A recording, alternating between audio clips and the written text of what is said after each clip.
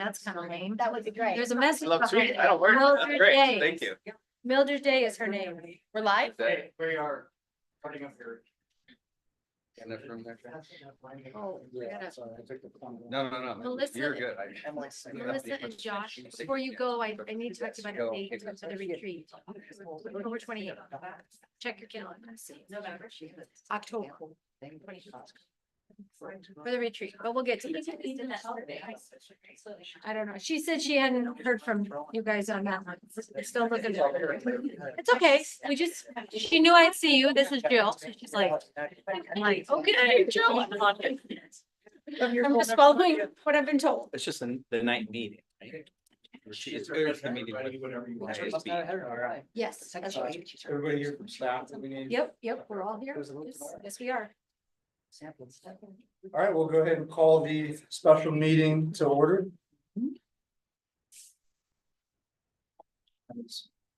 5:36 and a roll call. Okay, let's start with Josh, Here. Nathan, Here? Melissa. Here. Mindy. Here. And Andrew. Here.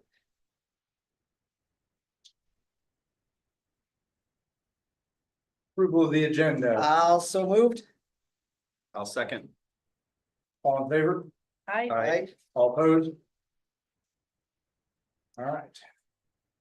Under new business, we have consider / approve the resolution appointing UMB Bank of West Des Moines, Iowa to serve as paying agent, bond registrar, and transfer agent, approving the paying agent, bond registrar, and transfer agent agreement and authorizing the execution of same for 15 million in general obligation school bonds, series 2024. We will need a roll call vote on that. We have a motion. I'll motion.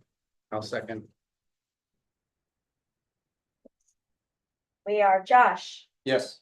Nathan, Yes. Melissa. Yes. Mindy Yes. and Andrew. Yes. All right, next we have consider / approve the tax exemption certificate be placed on file and approved. All of these will need a roll call vote. We have a motion. I motion. I'll Second. Josh, Yes. Nathan, Yes. Melissa. Yes. Mindy Yes. and Andrew. Yep. All right, next we need to consider / approve continuing disclosure certificate be placed on file and approved. We have a motion. A motion. I'll second. All right, roll call vote. Josh, Yes. Nathan, Yes. Melissa, Yes. Mindy Yes. and Andrew. Yes. And last one for the financial stuff. Consider / approve the resolution amending the resolution authorizing the issuance of general obligation school refunding bonds, series 2024 in the amount of 15 million and levying a tax for the payment thereof adopted April 8th, 2024. We have a motion. I'll motion. Second. Roll call vote. Josh, Yes. Nathan, Yes. Melissa, Yes. Mindy Yes. and Andrew. Yes. All right. Next. We have a work session, which would be the discussion on student cell phone use. So we've got staff here and we have principals from each building as well as a few other staff members. This will be kind of the kickoff where I think we've got some data. Actually, we got some survey results from the staff survey and we've all had the summer to kind of investigate all the information that's come out. I appreciate the work that everyone has done in doing that and taking this seriously and not just making a rash decision one way or the other. So Dr. Trujillo, would you like to Sure. kick us off with what you have there? Sure. Good evening, everyone. Thanks for being here. We are surrounded by our amazing team, some members of our amazing team, meaning that we have others that are not here. But this incredible group, when I said, hey, let's all sit down and share at the work session, they said, hey, what do you need? And everybody took a part. And here we are even even as the ending of the second school day, so I appreciate everybody and their hard work.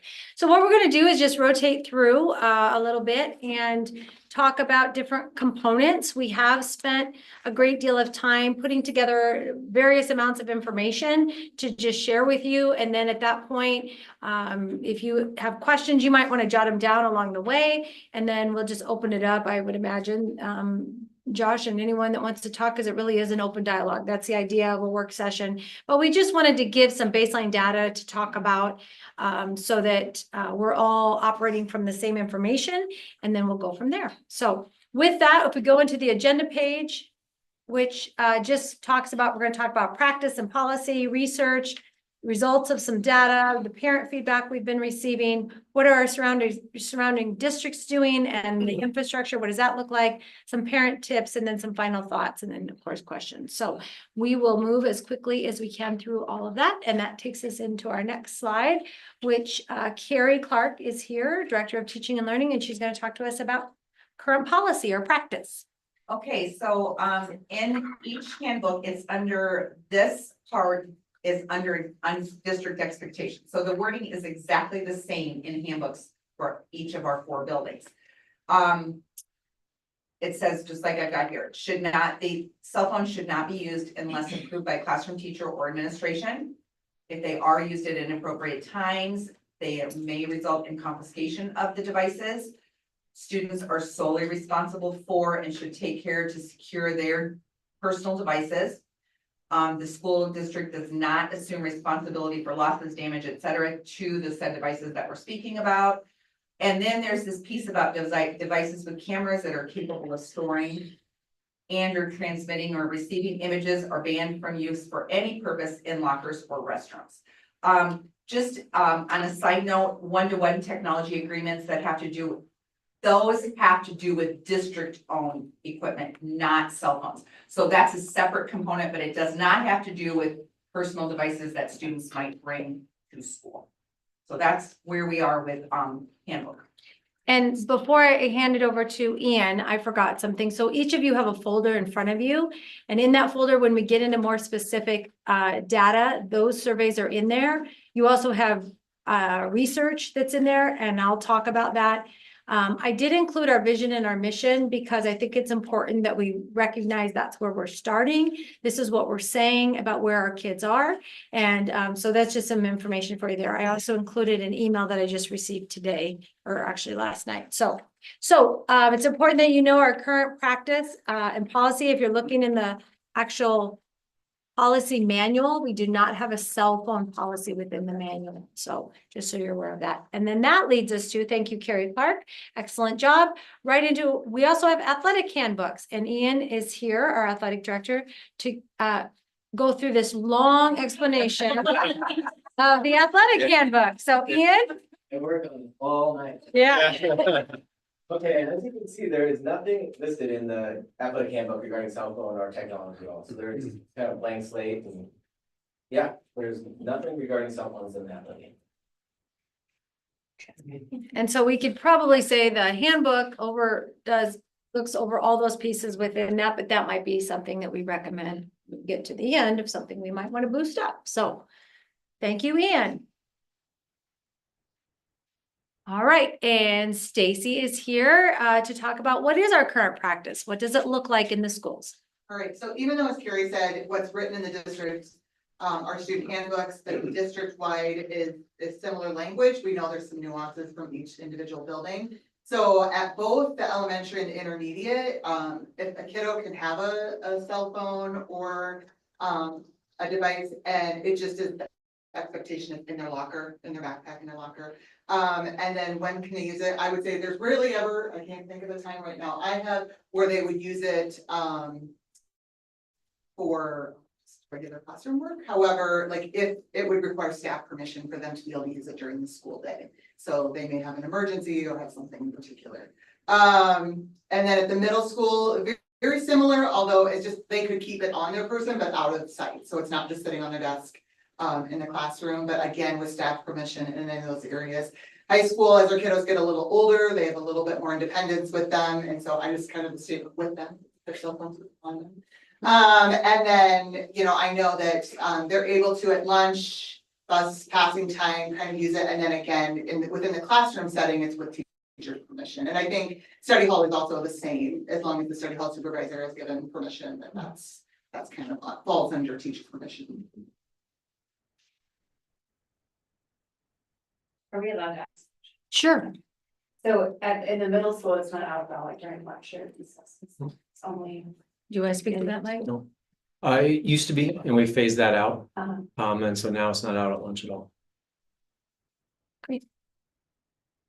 Okay, next up is research. So here's what I know, and I'm sure you all know. Research you can find on anything you're looking for, right? If you're looking for it in one direction, you can find research. If you're looking at it in another way, you can find it in that way too. Just a couple things that I have done. I know a lot of families have read The Anxious Generation. I also have read this book, and interesting read. I also, as the superintendent, I get the Education Week weekly, and this particular one just came, I don't know, maybe in August. Yep. And it says the about face on cell phones, and so every article in here is about cell phones. Some is about having cell phones, some is not. So really, what do we do with the research? Because I know that also many of the emails I've received from parents and families, there's been different kinds of research that's been shared, and I think there's cell phone research, there's research around social media, there's research around technology. I mean, there's lots of levels to it. But as I tried to break it down and look at it, it really comes down to, I tried to look at why have a no cell phone or a ban, if you want to call it. What's the reasoning behind it when I looked at all different kinds of research? And what you'll see here is, one is it's stated in research academic performance can be affected. Mental health concerns are something that come up, whether it's anxiety, depression, anxiety. Something as simple as one of the readings I did recently is just having notifications on and what that can do to stress us out, even as adults, and what that does to kids. And so that's one. Distractions in classroom management. Are we having issues with kids having it out, being disrespectful to teachers? You're going to hear tonight that is not an issue we have in Gilbert, but I do know colleagues that are having that issue in other school districts. And so is it perfect as far as how that goes? I would probably say no, but it's something that we're very fortunate that our kids are very respectful of on that, but that is something there. And then the conversation comes up in a lot of the reading about bullying and cyberbullying. And so again, on both sides of the research, you could say, well, there's bullying and cyberbullying with phones and social media and what that looks like. And then the other side, people say, yes, but if they aren't doing it on their Facebook, then they're doing it face to face, like bullying exists. And what is that? So you can get, both sides of it. But overall, those are the general areas that I saw in the research: academic performance, mental health, distraction, and bullying. And then if you go to the next slide, it talks about if people say, oh, we're against it, and here's why we're against it. It talks about digital literacy and citizenship. It's like, how are we helping kids understand what needs to happen in the world, how to use it as a tool, and what that looks like. Another reason is parent concerns. Some parents not only just worry about being able to communicate with their child, and again, this is from the research, but also I read some articles about safety. If they don't have their phone, do they have another way to communicate if there was an emergency? And I know there's research on both sides of that. And then the other one that was here about for having cell phones in the environment is just how do we use it as a tool? How do we help kids know what's there and when it's appropriate to use and when it's not, as it relates to their own learning. And then just finally, I wanted to share a little bit. There was a quote there about, helping kids in the anxious generation. It's quoted about kids watching what happens with their anxiety.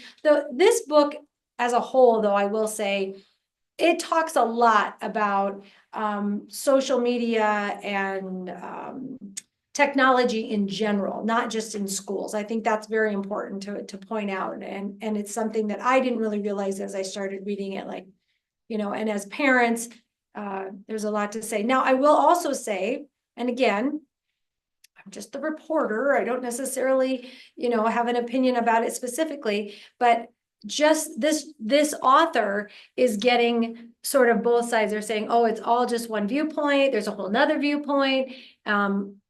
And that may be, you know, it just, everybody has to read it and make the decision for themselves as it relates to what's in here. But I thought it was interesting points, and just like that piece about notification is something I hadn't thought about. So does research help us make a decision is where I'm gonna go with that. And I would say it's good knowledge to have, but I'm not sure that the research says, oh, we definitely should do this, or we definitely should do that. It's right there, and it could go, you know, either way. So that's the hard part about research. I thought somebody needs to do a really great doctoral study on it, because that would be a good dissertation, but that's the information that I have on research. And next up, Mike, we had a committee put together a survey, and Mike's gonna go through that with us. So Mike. Yeah, and you should, I think, in your folders have the entire, basically the breakdown from the staff survey. That's district, all the district responses. We sent out on the 20th. We had 141 responses. What I did on the following slides is broke down it by building a little bit for you. I think that gives you a little more context. But you also have that's the entire district. So that's anybody who filled it out. Could be food service, could be bus drivers, you know, anybody who filled that out. So on the next slides here, so you can see the entire district. We had 143 responses, I guess, and that's the average score on this. One of the questions asked on a scale of 1 to 5, what's the impact from very negative to very positive? So the overall district was 2.84, just slightly below kind of neutral. But you can see the breakdown by building there, and I put the number of responses just to give you some context for that. And so you can see the middle school, high school are a little closer to neutral, and then intermediate, elementary would be a little bit more towards a negative view of the impact of phones on the students, on the learning environment. So. Mike, can you tell me, was this anonymous, or were you able to see? Yes, this is anonymous. They self-identified what building they're in. Okay. Yeah, yeah. And one other question, 143 responses, how many total staff do we have? Just shy of probably between 225, 250. Okay, just an idea of how many people. Yeah. Probably closer to that 225. 225, Yeah. okay. And they all received the opportunity to answer? They did. This is not just teachers. This is anybody who identified that they worked in the elementary, or they identified they worked in the intermediate. And some of the responses say like, I don't work in a classroom, I noticed. Right. So it might be Yes. food service Right. or. Yes, So it could be a bus driver, could be food service. could yes, be- but I don't know. I couldn't tell in looking, Stacy, I couldn't tell looking at the data if they were a classroom teacher or an associate, or it just says elementary. So this is anybody who identified as elementary, anybody who identified as intermediate. We also, just to clarify, we, at our back to school rally, I made mention in each, well, I don't know if the whole group or at small group, and said, if you're a parent and you work in the district, answer the survey as an employee that works in the district. And so just to try to clarify that a little bit, so they understood how they were answering. So the next question that I pulled out, and these aren't necessarily in the order in which maybe they appear for the staff survey. I tried to put them together maybe in a way that made sense. Go ahead, Jason. So how satisfied are you with the current approach? And it's as you see the breakdown, so again, entire district across the top, and then I broke it down by building for you. And so you can kind of see a lot in that neutral category, so not willing to take a stand either way. But overwhelmingly satisfied to very satisfied versus dissatisfied. And so that gives you a little context there of how the staff feels with the current policy that we have. So, and if you guys need to hop in to articulate anything, please I feel would free. just add, I know, like the neutral category, I had several teachers, appreciate that was there, because a lot of these questions at our grade level didn't seem to apply, and so they felt a little bit like, am I skewing it if I'm saying agree or disagree? Just because we don't have this problem, so I think taking that into consideration, the neutral wasn't like, I don't like it or I do like it, but it was kind of like It doesn't apply a to little me. bit, yeah, but that wasn't an option. The numbers seem to make sense. I mean, the I think so biggest too. jump is at the high school, where if Yeah. you were to say there's a negative perspective at 25%. So the next one is just how effective is it in managing student behavior? And so again, you can kind of see the breakdown there. So for the most part, middle school, intermediate, elementary felt like, you know, it was, I mean, of course, the neutral is large. But very few felt like it was ineffective, the high school a little bit more, but again, I would anticipate.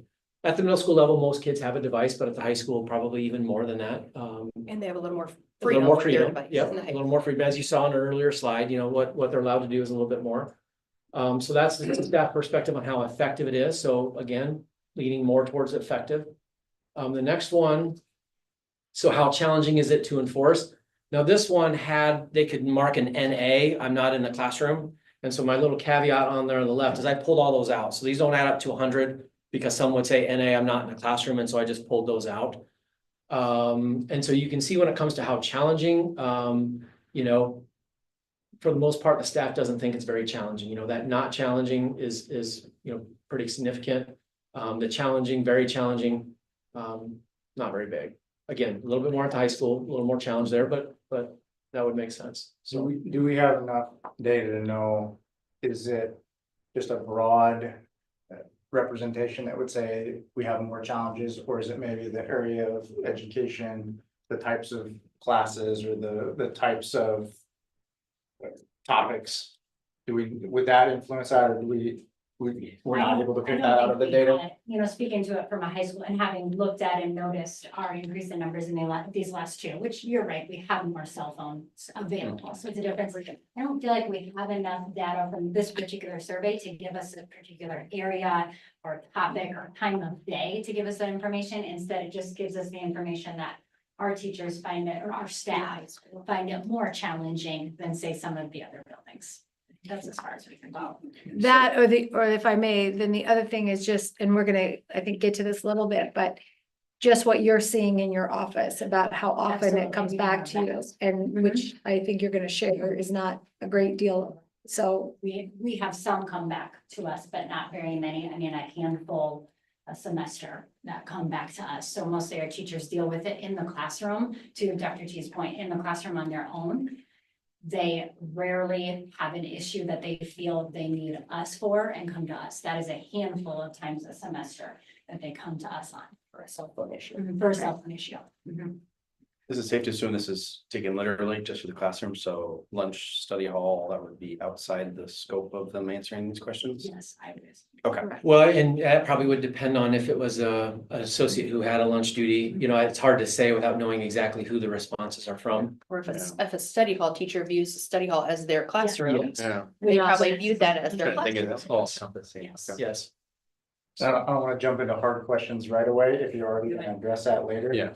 But, and I'm asking you to give an opinion that's outside of data here, but if they're not, if you're not seeing stuff come to your office, is it because it's not a problem, or because it's a futile effort and it's just not worth the time and the effort of, escalating? I love that question, Josh, because it, again, paints a picture, hopefully. But we feel that it's because our teachers, when they have to deal with a cell phone issue in the classroom, our students and our teachers deal with it together. They don't need us. If the teacher says, put your cell phone away, the student puts their cell phone away. If the teacher says, you've had it out too often, you aren't putting it up like you're supposed to, because many of our teachers have their students put the cell phones up, the students are doing it. The most we hear our teachers say, many of our teachers say that have to do is a student doesn't put their cell phone up where they're supposed to or when they're supposed to. The teacher has to give a reminder and then the student does. Or possibly the student says, oh, my mom took my cell phone, I don't have it. Well, the teacher's not searching and not going to go further than that. We're trusting. And that's what we coach them to do. So we feel it's because this issue doesn't need to come to us. We hope our teachers feel comfortable coming to us if they need our help. That's something we're always working on. One of the things we did on Friday was to level set expectations with the staff. We've not done that before. So they got together in groups, grade like groups, and wrote expectations and procedures that they don't do under a microscope. They gotta make sure that these kids are doing what they ask them to do. And the feedback we got from those has been really good. I needed to know every single teacher's expectations. And like science people say, well, God, we have them on a lot, data science, a computer, they use it for labs, they use it for calculations, yada, yada, yada. But only when I tell them, now's the time to do that. But knowing that, if I do have a cell phone end up on my desk, which is rare, then I'll be able to translate that is what did they do wrong in that teacher's classroom expectation list, if that makes sense. So hopefully, I mean, if they were to answer this today versus last, this summer, I think the answers would be different, just because of that. Appreciate that. So far, for the most part, the staff is satisfied with the current approach. For the most part, they feel it's effective. For the most part, it's not challenging to enforce. So the next slide is how often do you see students distracted? And you can see obviously at the elementary, over half are saying never because I'm guessing fewer devices available for that age. So you do see, rarely, between rarely and never is the far majority for middle school, intermediate, elementary. And then you get into sometimes and often, of course, what does somebody view as sometimes? Is that once a day? Is that once a week? Is that once a month? We don't know that we didn't get that deep into the question. So from staff perspective, often distractions below high school is pretty rare. So go ahead, Jason. Yep. And so then it's interesting because the staff, as I said, for the most part likes their current policy. As they've told us, they don't think it's challenging. They think it's effective. But then when we ask the question, do you support a stricter policy? A third of them said yes. So it was pretty much, almost a third. So, is that based off of their experience in the classroom? Is that based on their own personal feelings about cell phones and all those things? It's hard to tell. I think what we heard from them was that they feel like the current policy for the most part works. They feel like it's effective. But a third of them say, yeah, we need something stricter. A third say, no, we don't. A third say, well, we're not sure. So there you go. Good luck for you guys. It makes me wonder a little bit though, because when you read our policy, it's not super specific, right? And so maybe do they want something stricter or do they want something better defined or more clearly defined than what we have currently? Yeah, is this level setting expectations? Yeah. Because some people work better with more clear expectations and some people work better with a little bit of room there. And are we just psychologically seeing the differences in different types of humans here? Or are we, It is very hard to put yourself out and so I do think some of this though, as I said, is like, okay, here's my personal experience, but yet when you're asking me if I want something more, yeah, because I believe in it or whatever else, and My gut tells me I should. yeah, right. Like I hear it's a big problem. And so I want something stricter, even though for me, it's not really a problem. So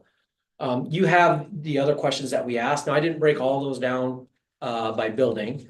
And then also there was an open response question, I think, in the back that just says, how are you using it?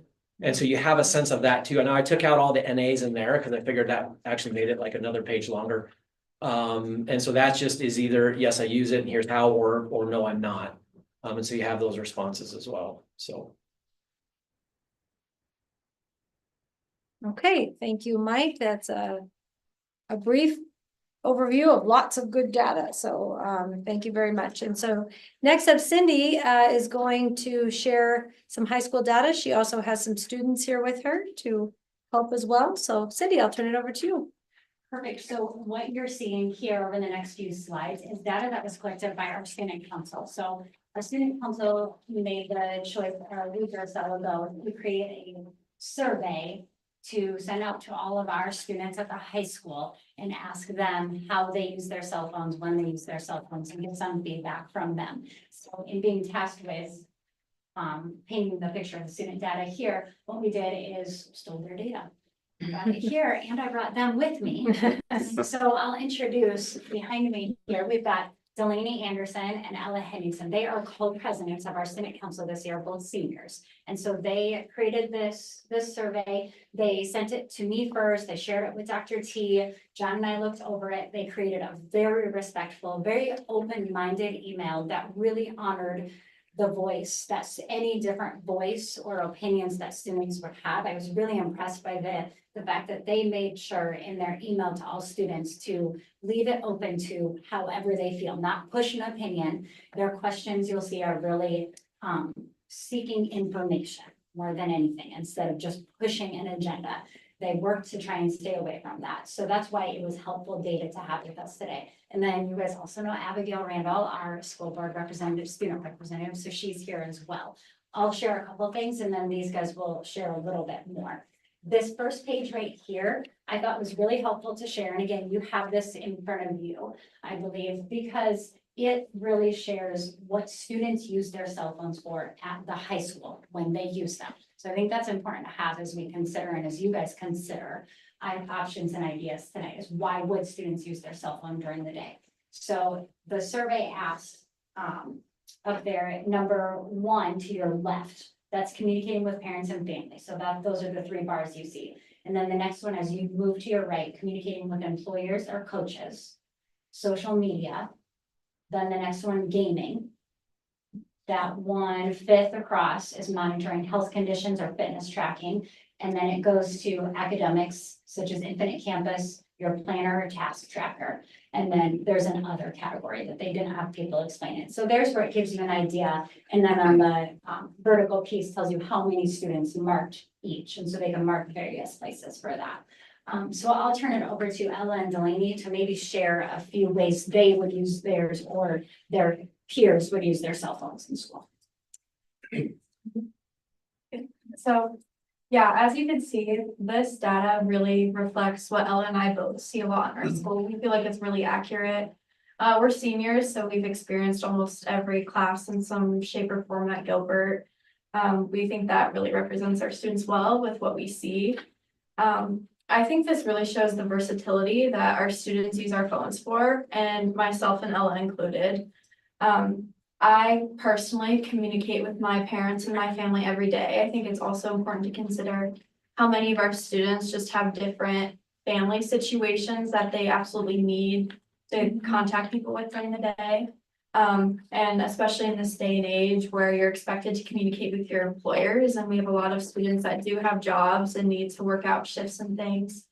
And then our social media number was actually quite a bit lower. And we don't know all the students, like, you know, like boys versus girls and which ages that filled this out. So that could also, like, for social media and gaming, that could be subjective just because boys traditionally tend to game more and girls traditionally are on social media more. So that's a little more subjective, but it's still very close to what we'd see at school. And then there's a few other reasons on there that we feel can be pretty overlooked. Monitoring health conditions and fitness tracking. We have tons of athletes at our school and they are constantly tracking their fitness things. And we have some students I have a friend that has a heart condition that uses her Apple Watch to monitor her health problems. And I know she's not the only student, so that's really important for her to have.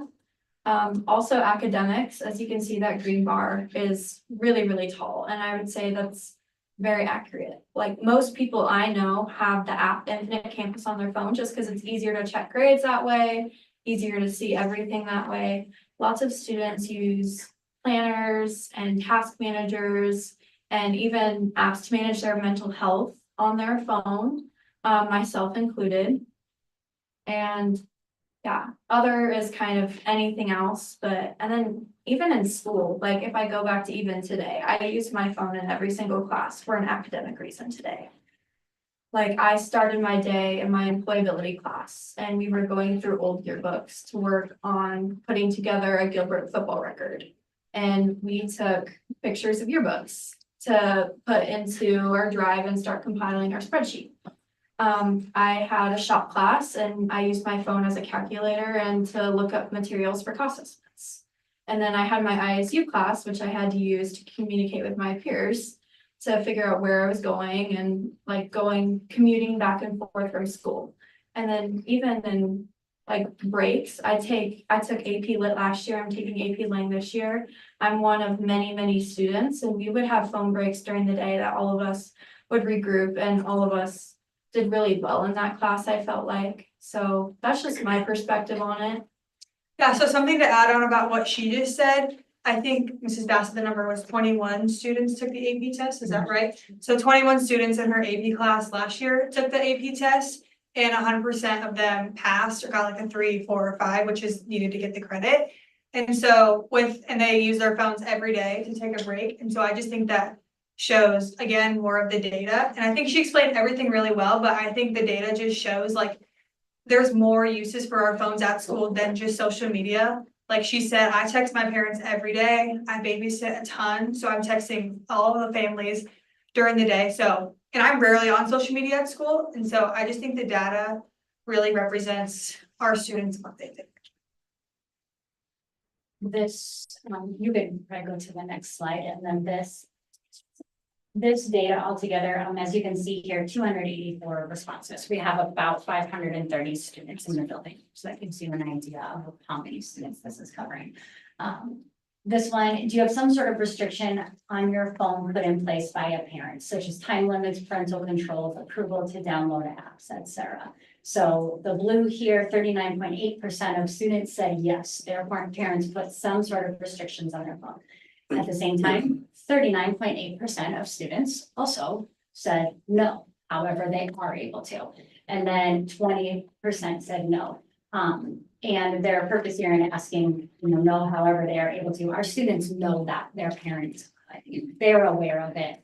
They understand. So if they're able to use their phone without any restrictions, then they know they're lucky because a number of their classmates don't have that. Go ahead. And then these last two to go over them, this one and the next one briefly. Do you feel that the school's current policies, which is teacher discretion, are working well at Gilbert? Ultimately, our students are loving that.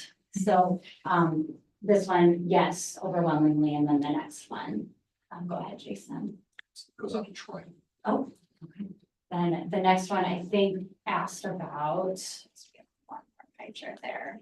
Do you support a ban of I didn't put this one on there necessarily. Do you support, but I think it's in your packet, a ban of all cell phone usage during the school day as proposed here? And they overwhelmingly 98% said no. So now with student council, again, giving their peers a chance to have a voice. Any questions on this one? Very good, girls. Thank you for doing that. Yeah. And if I may, within an hour of us sending out this survey, we had over 150 responses from our students, and this is before the school year even started. So I think that shows how passionate a lot of our students are about this subject. And now I believe we have 285 responses, which is over half of our school. So that might be important to know. You have a breakdown, male, female, grade, demographics at all? It was completely anonymous because we wanted students, because our job as student council presidents is to accurately represent our students. So we didn't want to push any kind of agenda. Both of our personal opinions are completely out of this. We're here to represent our students. So we felt like it would be better to be anonymous so they wouldn't feel pressured to answer one way or another. Well done. I like the criteria.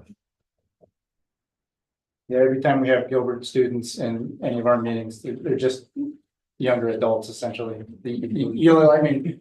I would expect seniors in college. I mean, it's really impressive what a lot of y'all could do. So thank you for doing that. For the work. Great. Okay, next up, Troy's going to talk to us about parent feedback related to all various emails and lists that have come our way, and he's going to go through some of that. Yep, and so the first thing we did was, we got the parent petition that was circulated, requesting cell phone restrictions at Gilbert, and Ashley Smith, our registrar, did an amazing job of breaking it down, and so I just kind of had the fortune of writing down what she broke down. So the first one just said there were 211 signatures on the petition, and they were from 129 families of our students. 9 signatures from families that didn't have students. Those 129 families, 211 signatures represented 282 of our students throughout the entire district, which I'm not sure what our exact enrollment is, but it's approximately 17% of our student body with that petition. And then just below that is the building breakdown, the families that signed it with the students breakdown. So 61 students at the elementary, 70 at the intermediate, 90 at the middle school, and 60 at the high school, based on that petition. And then we also went into the emails that we've received regarding this issue.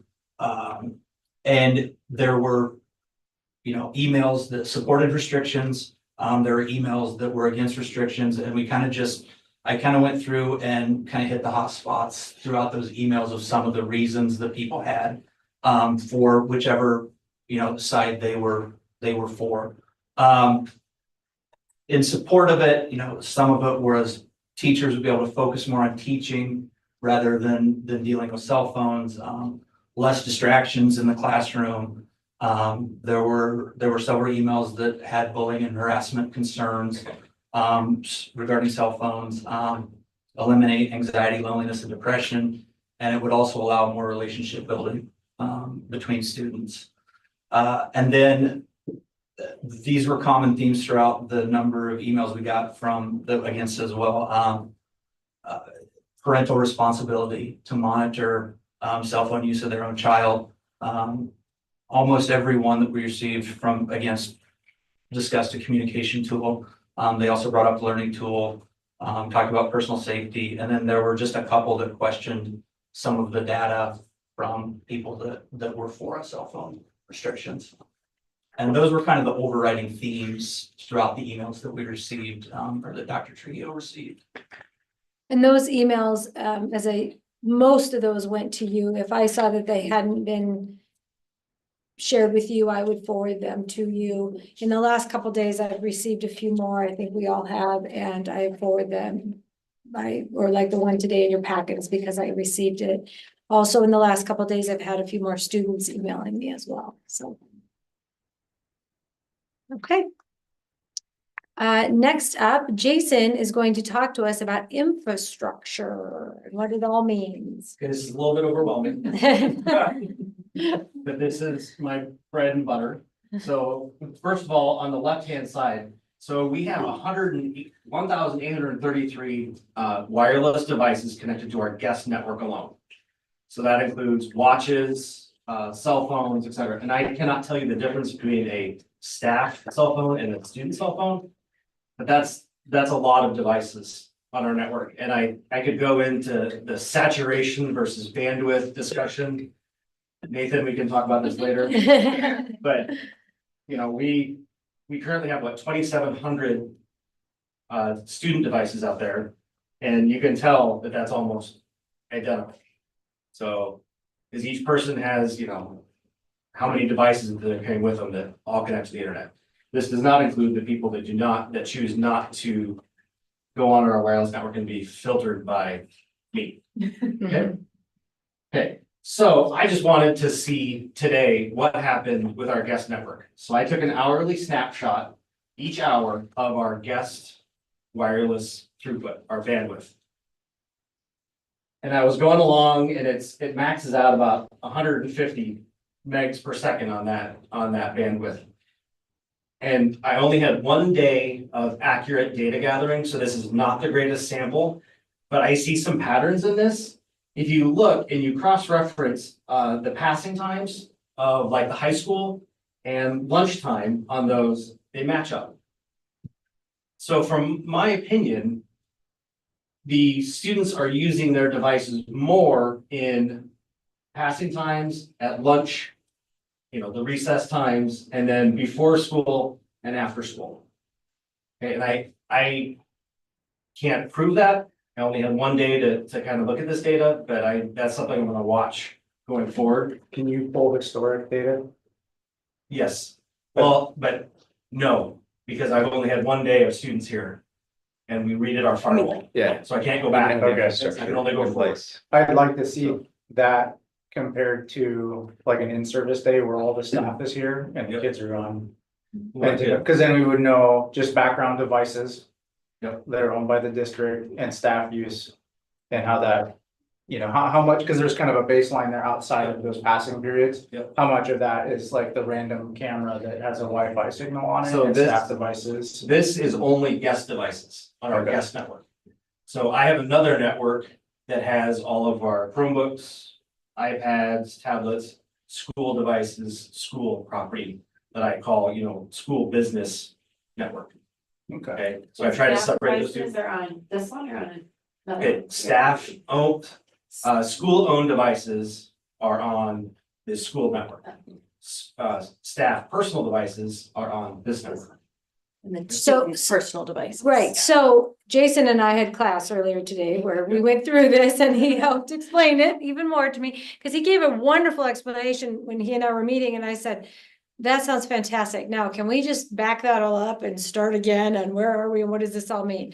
So I'll tell you my takeaway. So thank you, Jason.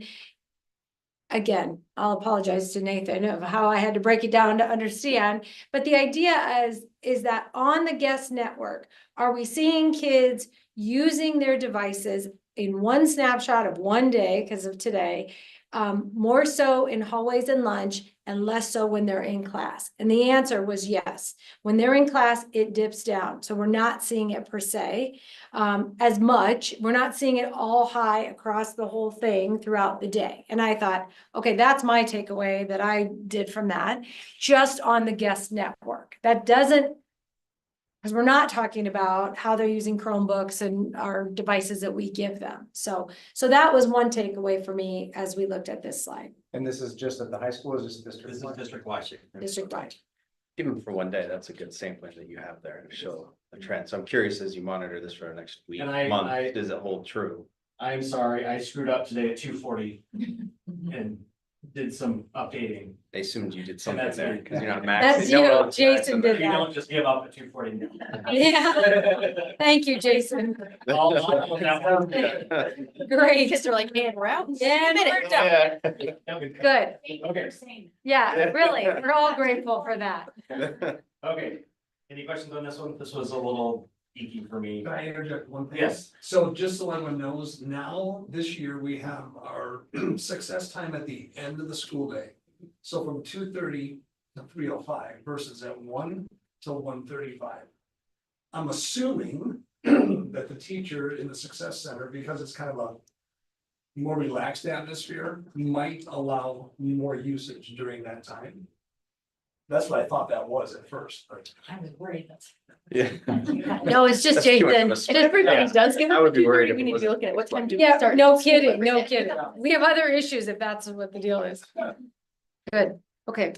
Okay, next one. I went down the rabbit hole with this and I went to every one of these school district student handbooks. And tried to interpret what they meant, because they do not use the same terms. Study halls versus academic time versus passing time. So this is kind of what I broke down for you, and on each one of these, you can click, and actually I have a screenshot of the actual policy for that school, if you would like that information to look. So I spoke with many of these tech directors on this, and they all said this is in flux. Right, what we have now is in flux, it can be changed. A lot of them say this will be revisited at semester time. So it's very interesting to see, you know, most of them know in class or with permission in class, but they allow it in hallways, study halls, and lunch. It's kind of the going. And I just chose some surrounding districts and then our Raccoon River Conference for a sampling. And we will make these slides available to all of you, so you have them beyond tonight, just so you can go back if you wanted to look at them. Jason, is that from the high school handbook? Those high Yes. school, yeah. Yep. And oh, great point. Most of them have a different policy per building. Yeah. So this was the high school, I'm sorry, I forgot to say that. So it's usually, you know, the high school is more relaxed and it gets stricter as it gets younger. Thank you, Jason. Very good. Okay, and that leads us to parent tips, and Amy is going to talk to us a little bit about that as we look to what can we do to help all of our families as we think about it as a community. So Amy.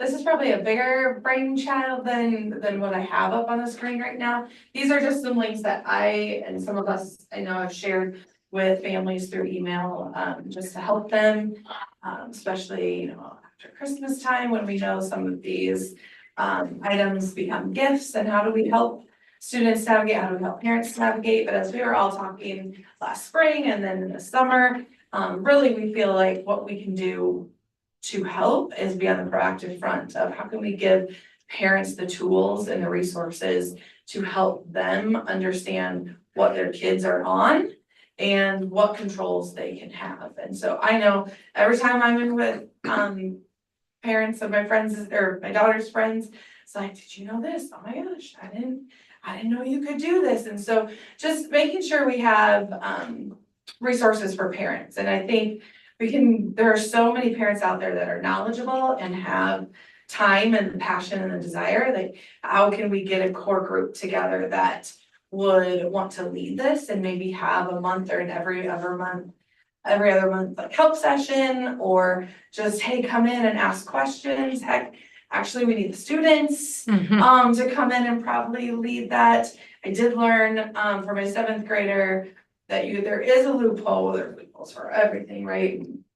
Probably got a bunch of kids out here, but when there's the time limit set of when your device shuts down, if you go in and change your time zone on your phone, that time limit is I know. Parents. And you're helping parents, yeah. I bet you there's kids watching this one. Yeah. No parents' ears. Exactly. Things that how can help, and that Common Sense Media is a really great site. I share frequently that Smart Social. I subscribe to that and share my updates of just little tips that parents can click on and go to for more insights, or just, oh my gosh, I didn't know this was that. And Mike and I have the ages of, most of that social media is 13. I don't have any 13-year-olds, and so when we start having problems with Snapchat bleeding into the intermediate school, it's just good conversation around, did you know it's not recommended for people under 13?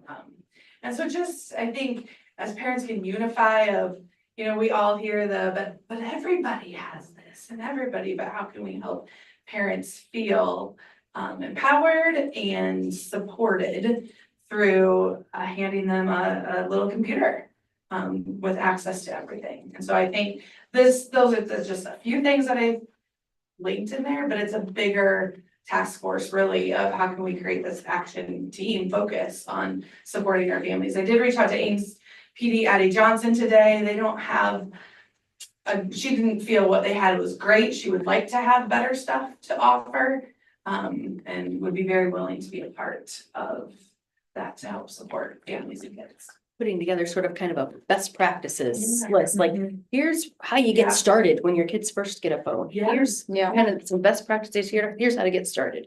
Here's how you advance through things. It's gonna be amazing. So I'm curious, because part of this topic is, part of this parenting, where is that line versus administration schools, right? And that's where people probably have different perspectives on this, but do you get a lot of questions? So that as a school, we're providing information. Do you really, I guess it's more Mike, and you, Cindy, are you getting a lot of parents asking you for information on phones, protecting them? I know we're often, I'm curious, are parents engaging you on this topic or I no? will say no. Since May, it's been a hot topic to talk about this, but before that, no. Like, I think of a couple times last school year when I sent out information to parents related to social media or cell phones. One time proactively just seeing that it seemed, and using Common Sense Media with some resources for parents.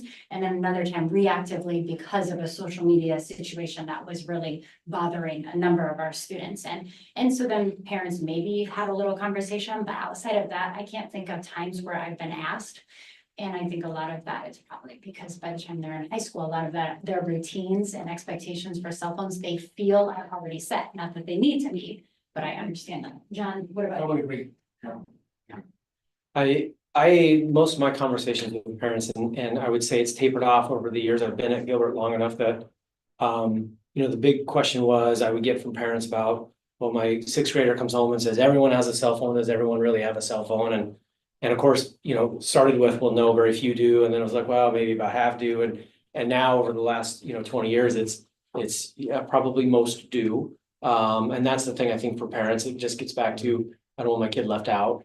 But I think by the time they get to 7th grade, most parents would, because of after school practices needing, waiting for a ride, or when the bus gets back from the football game at Carroll and it's, 8:30 or 9 o'clock, So by 7th grade, Most parents have had them, but sixth grade is probably where I've engaged parents the most, and it's, I would say, decreased over the last few years. I think they already come in with, that decided or, yeah, I don't know, fewer, I would say.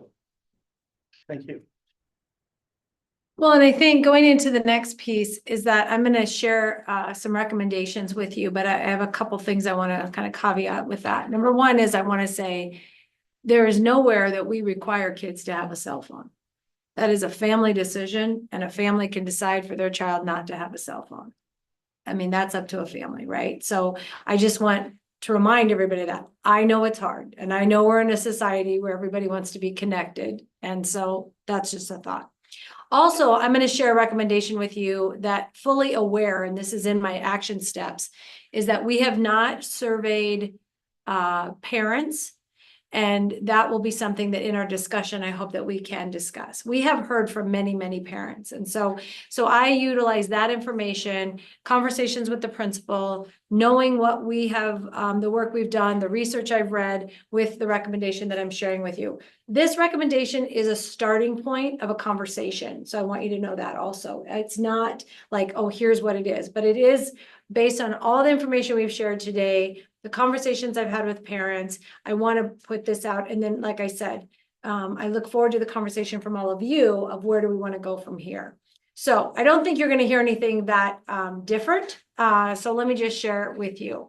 The cell phone, as we know, can cause a disruption in the learning environment. But as we've heard from principals, it has in Gilbert, it has been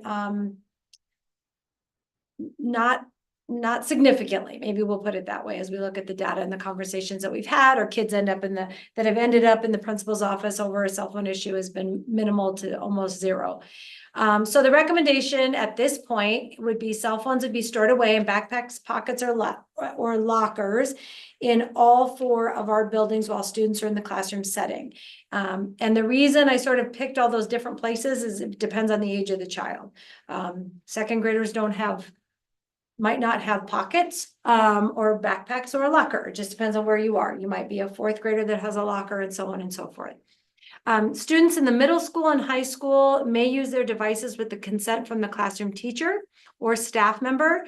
As you know, we've talked about many times, our teachers will utilize their own knowledge as an educational professional and expertise to determine when it's appropriate for students to use in their classroom, such as the examples we heard from the kids today from the high school for educational purposes.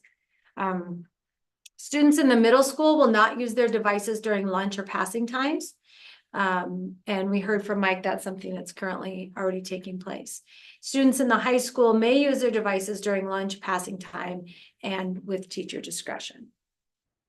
Okay, next slide. There's a few more pieces to it. Oh, I was looking at I'm like, why didn't it change? It changed up there, sorry. I also would like to recommend that we work with our students. It is on our vision and mission that is in your folder, and it says right there in front of us, Gilbert community will foster a passion of learning and empower each student to become a productive citizen in today's global society. I feel that as our vision and mission, we have a responsibility to teach our kids how to utilize this device that they have and to utilize it responsibly. So I'm recommending that we would help our students receive lessons more so in the intermediate through the high school. In the middle school and high school, it could be in the health classes, which I talked about with the principals earlier today, and how to be responsible digital citizens. What does that look like? When is it appropriate? You know, how to eliminate not bullying someone. How do you turn off notifications, for example, so it's not buzzing and causing that anxiety. Also work with our families.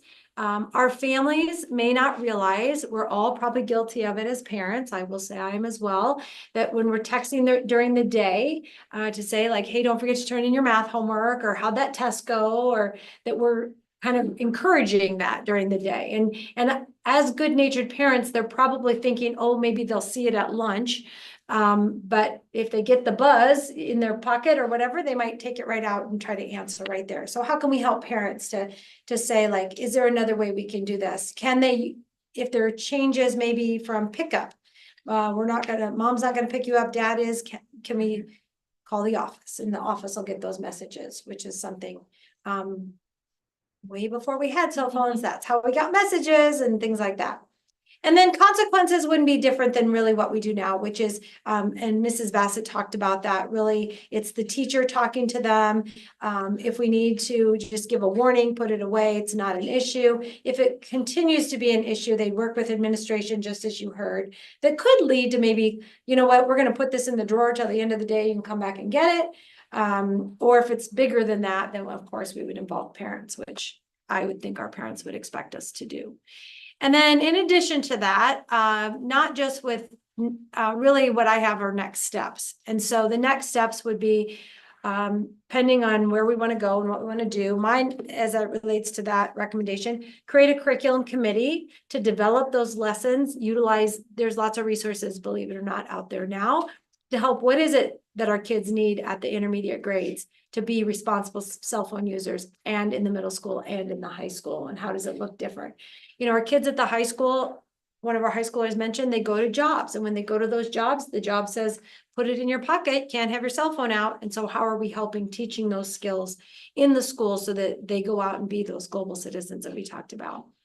I do believe, as Amy had talked about, creating some parenting classes to say, how can we best support you? If you have younger kids and you're thinking about, maybe the parenting class starts in November or something, where they're thinking about the December gift and getting them prepared, or what that looks like. And maybe for sometimes, I don't know about all of you, but when you have high schoolers, their knowledge is moving faster than maybe our own technology knowledge. And so being able to say to parents, here's some things you might want to know about. I had a parent and a coworker in my office today teaching me something new that I didn't know about a tech app, that I was like, oh, I didn't know that was a thing.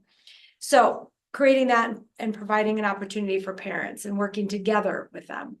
I am also looking at what I would recommend, and of course we have to continue to have this conversation, but bring a recommendation of a new policy to the board in September.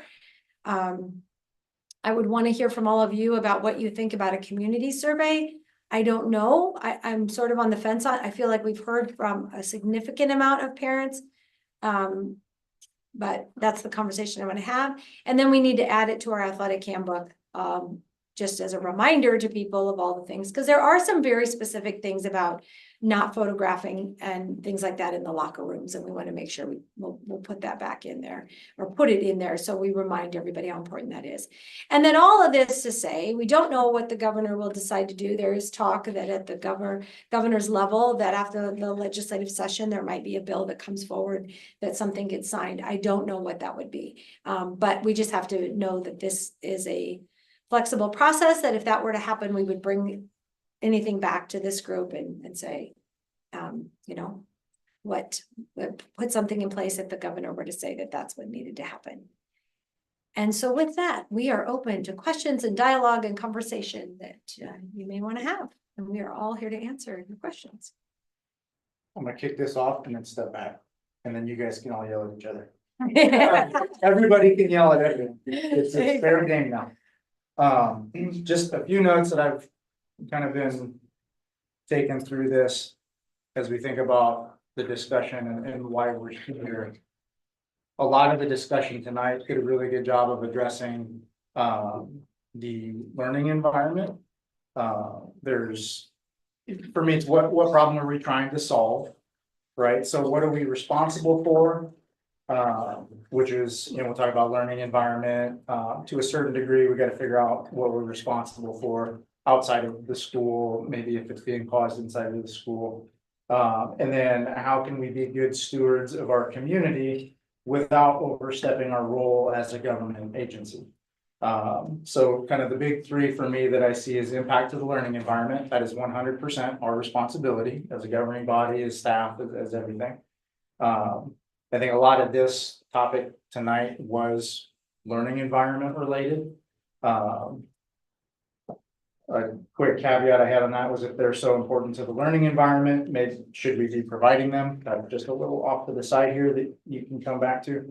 The next one would be control and regulation or of access to illicit or inappropriate material. That one has to do more with kind of our lower, younger age buildings, elementary, intermediate school. What is our responsibility in that? That's a question, you know, that we kind of need to figure out. Because we do provide the environment that these children are in.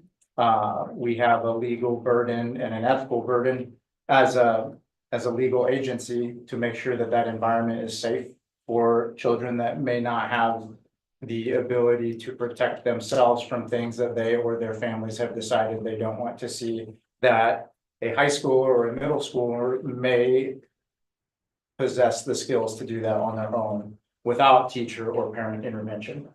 And what is a reasonable standard as it applies to that environment? So that's a question where I don't know the answer to. And then the last one, which I think is driving a lot more of this conversation, is the social, emotional, mental health impact and bullying.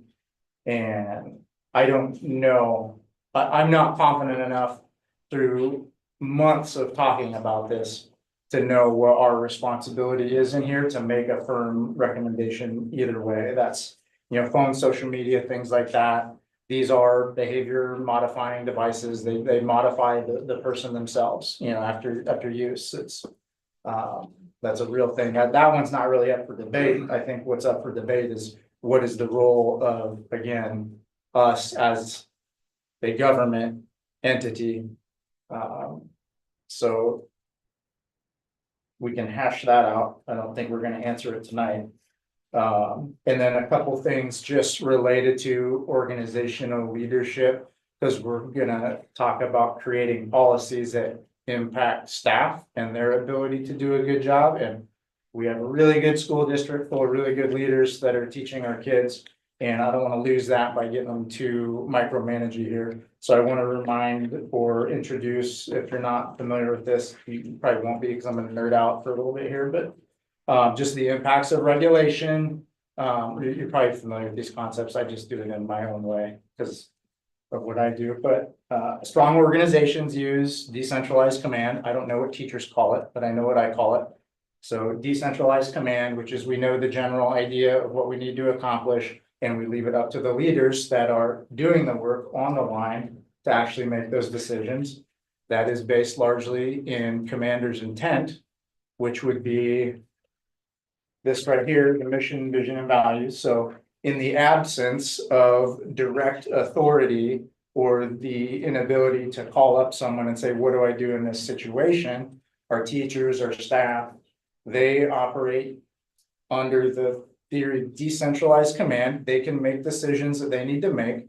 But did we provide enough of an explanation of the bookends and the expectations that they're going to act appropriately within the mission, vision, and values of the school district in a way that is not just their own personal preference on what they're doing? Because we've all worked for those people before.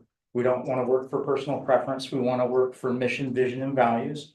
And then ultimately that translates into leadership by negation, which is don't ask me, tell me what you're doing. And then I will negate that if I have to, if I have some information or context that you didn't have at the time. So those things together are how we have thriving organizations and thriving leaders. And I'm sure if I said, I'm going to tell you all of these nitty gritty details as a governing body member about how to run your day, you're probably going to look for another job. If I say, I trust you how to do your job, and we give you some bookends and you go out and show us how great you are. And, you know, then we have the value of all of the organization, not just what 5 people have decided is going to be what's best for the staff.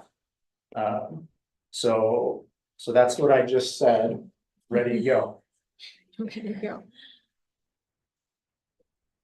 I haven't said a word today, so I'll actually, first off, it's the second day of school. Thank you, guys. It's 7 o'clock at night. You guys put a ton of time into this, administration, Dr. Trujillo. Thank you very, very, very much. Awesome job. Perfectly laid out. I think for me, it addressed pretty much everything throughout the process. Just my opinions, the number one thing we're here is educate students, in a safe environment. And obviously there's a lot behind that.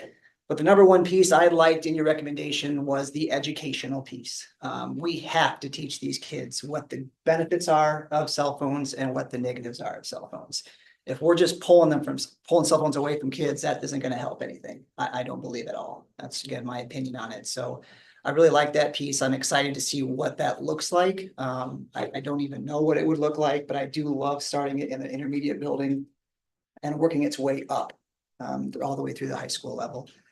I also, the consequences piece, I do like the fact that we do need to make that more clear, and I do think we need to I mean, as a student, maybe students don't even know in the high school what the consequences are.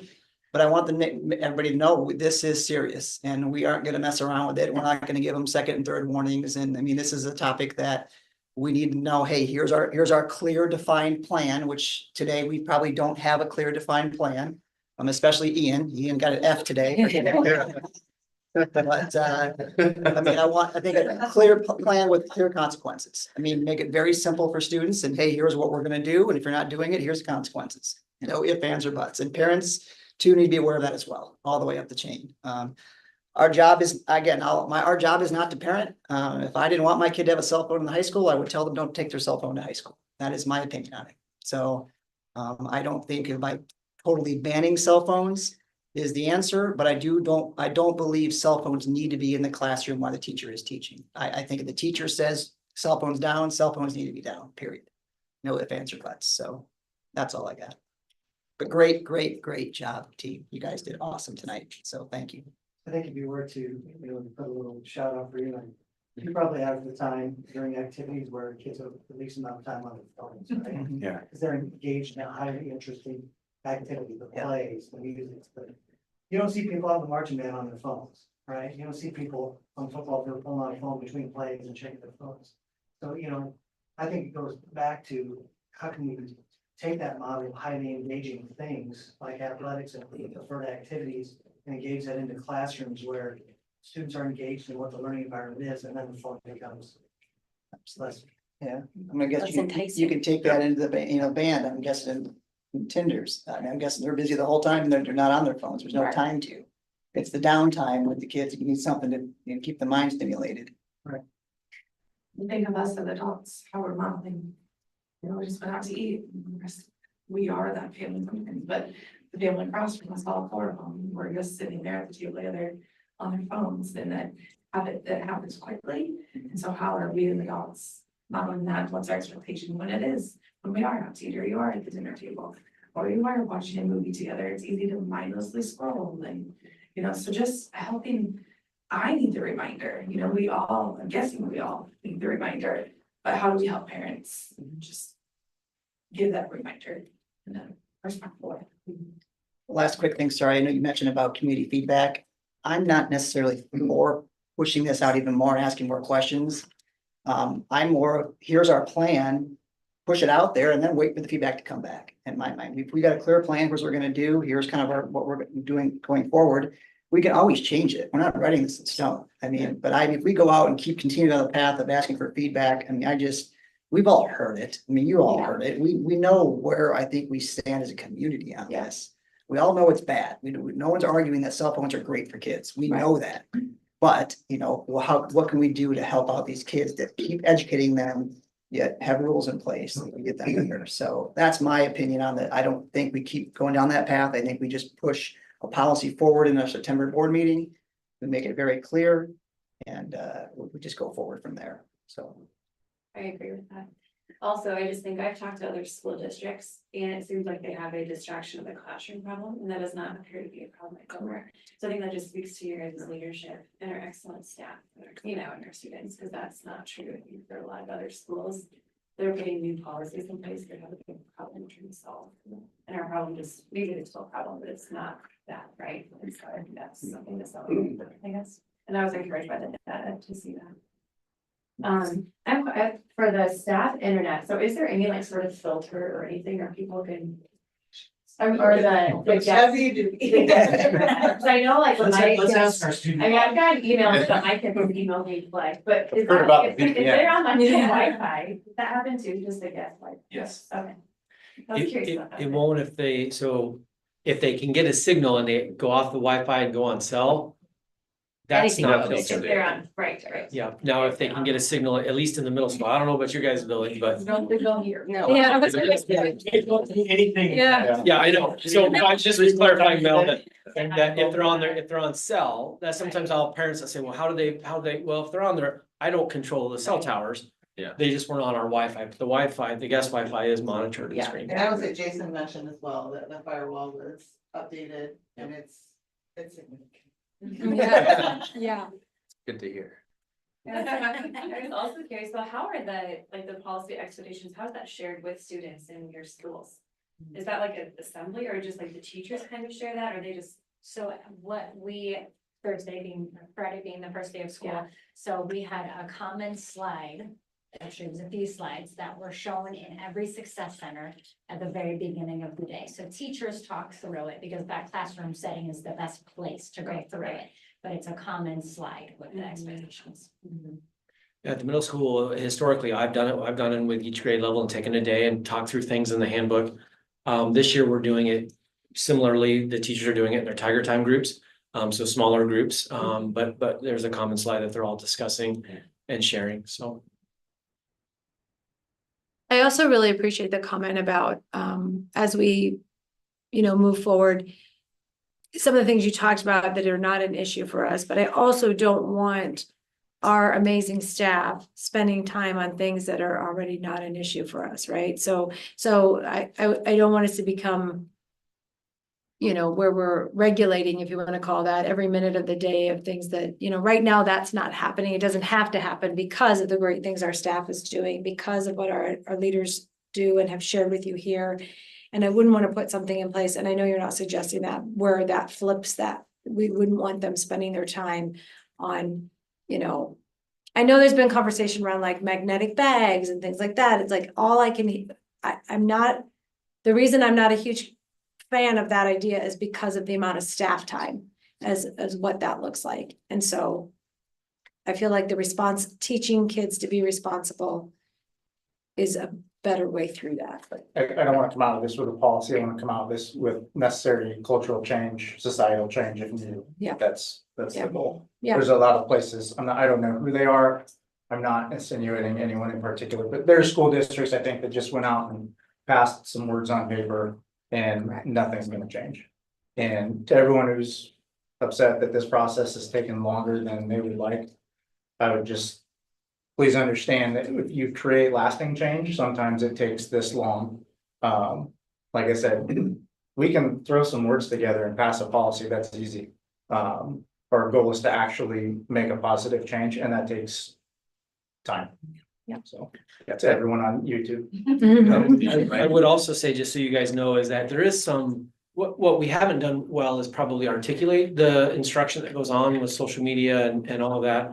I don't know in the intermediate if technology, if Mr. Hales does something, probably digital citizenship. We do, I know, and so it does happen where we need to probably get better as just articulating that.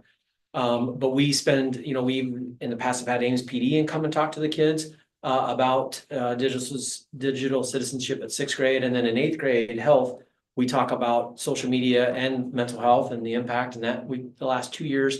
So this year, sophomore and freshman both would have had that in 8th grade health. So it is, I just wanted you guys to know it is happening. It's probably just not articulated very well, 3-12.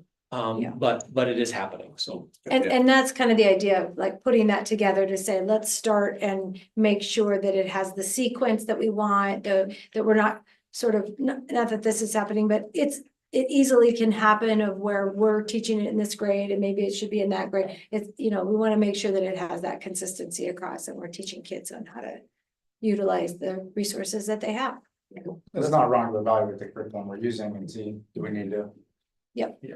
Yeah, and this one thing I like to see is this is obviously very well researched. I appreciate all the time everyone put into it. And to second your point, we didn't want to rush it. We want to make sure we're doing the best we can with the information we have, make sure we talk to all the different parties involved, right? Because there are lots of sides to this, but seeing the plan put together, all the research done, I think that's great. And while different schools are doing different things, having more of a overall strategy that everybody's aligned to, that we're working towards a defined outcome, I think will be really helpful. I think that as we look at what's being done already, there's more than I was aware of. And I think probably similar to many of you in this room, I've also talked to a lot of other administrators, school districts, a lot of other school board members, and as I talked to them about their journeys, one, they've run into a lot of problems with enforceability, and there are a lot of challenges if you're too prescriptive in what's done, and I'm a pragmatist, and I want to make sure if we go down some of these roads, you're gonna inevitably have a lot of friction points. What are you getting in return for it? But similar to what you said, Melissa, a lot of them are solving problems that we just don't have here, which is a testament to the people in this room and outside the room, right? All through the schools. So I think there's that balance we have to be careful of, but we're fortunate that this district is in such a great place because of the staff already, that we have some our challenges aren't the same as everybody else. So we have some opportunities to maybe choose a different path. If I could share a quick story about last year in social media, I'm giving to give our students a shout out for this one. There was a negative, it was called GHS Ships, and it was a negative social media share.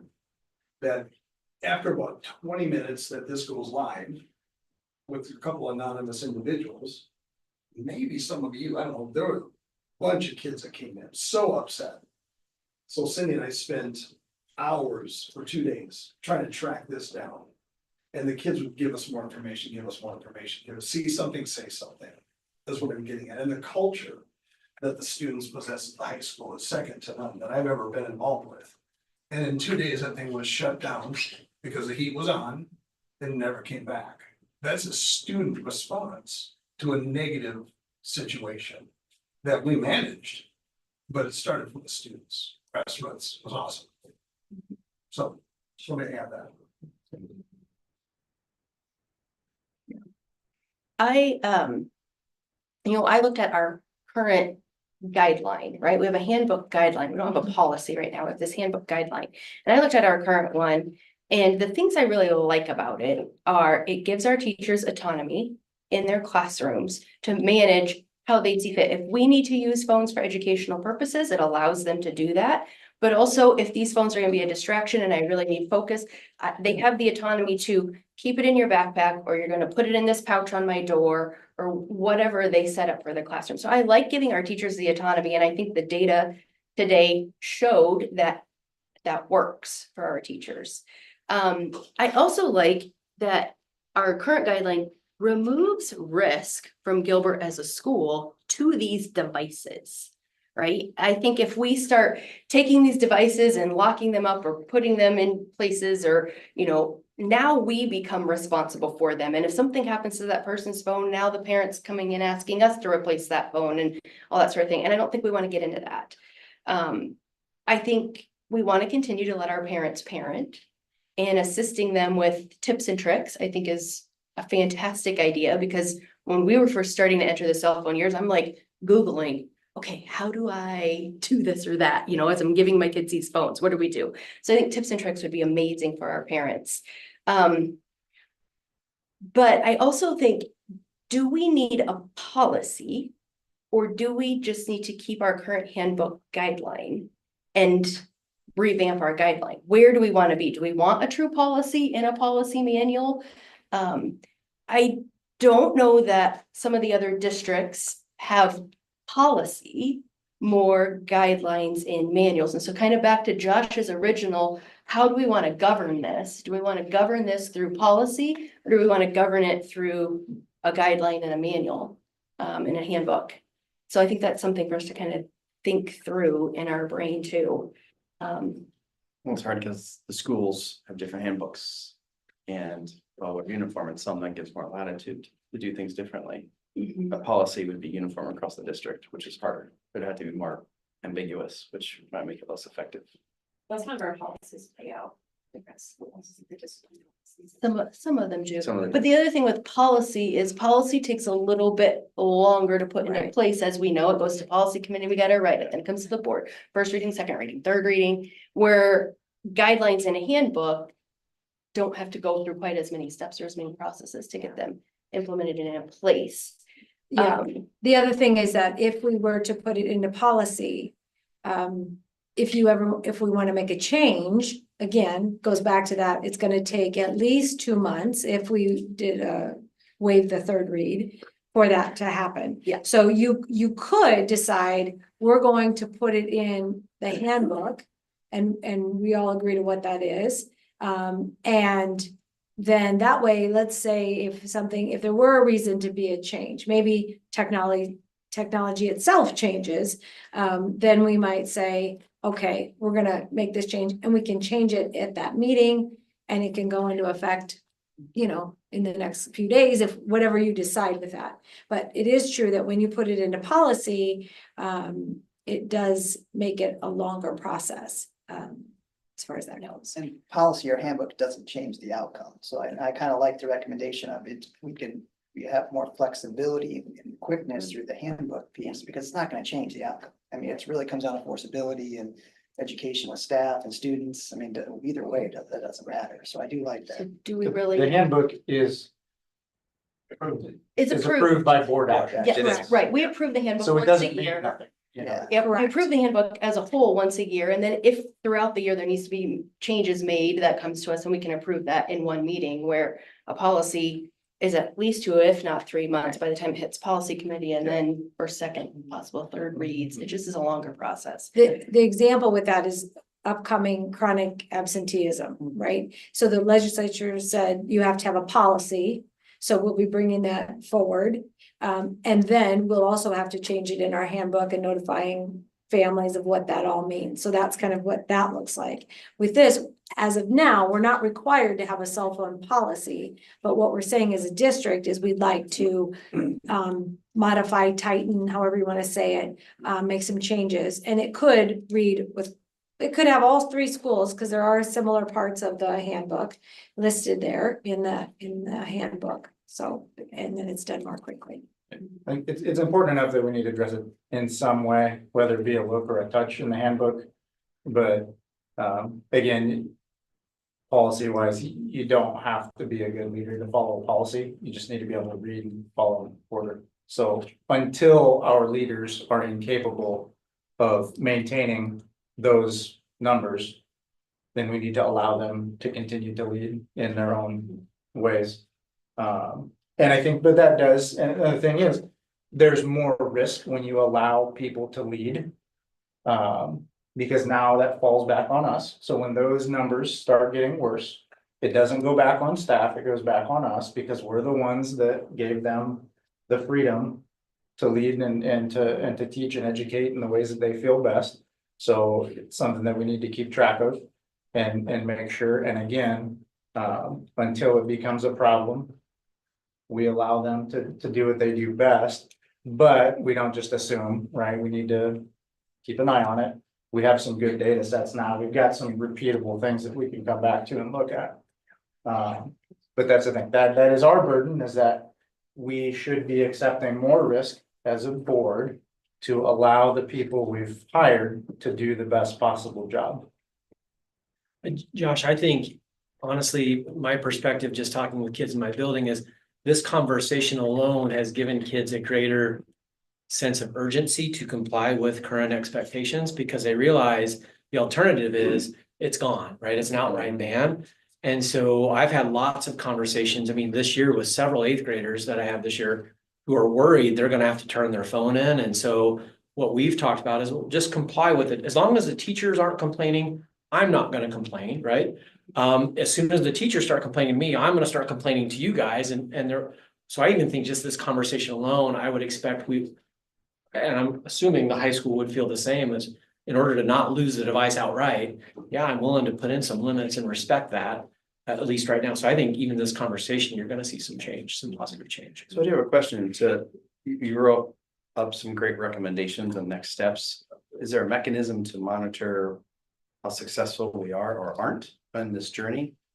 I think, I don't have anything other than I put some timelines in there, sort of based on, I was wondering, where do we go from here tonight? If we say, hey, bring us back, the policy or the practice or whatever the words are for the guideline, for the handbook. Ames uses the word guideline. Yeah. Is what. And so we can, so we say, we put that in place. I think that looking at some of the dates I recommended, to say that was sort of a way to be accountable, if you will, for that, and see where that goes. And then, from there, you know, it's just saying, how are we doing and what does it look like? I mean, just like today, I had different conversations with people. We've been working on this last week but even today I had a last minute question and like, hey, tell me about that. Did you have any conversations with anybody about this particular? Nope.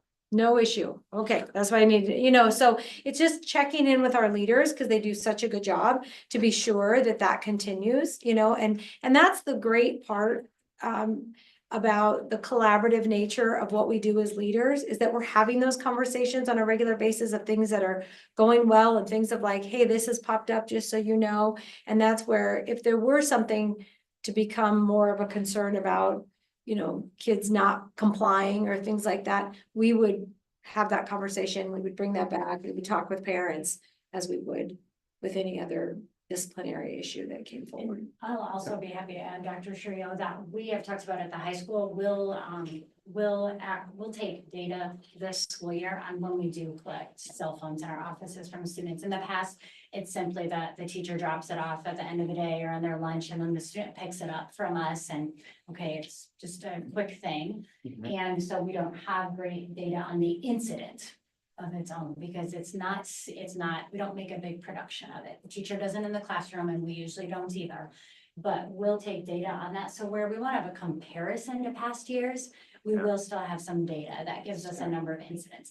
I also think it would be great that we continue to work with student council and maybe do another check-in with our students halfway through the year on, again, these similar questions. What are you seeing now? So that we can, again, have that picture painted by our students of that.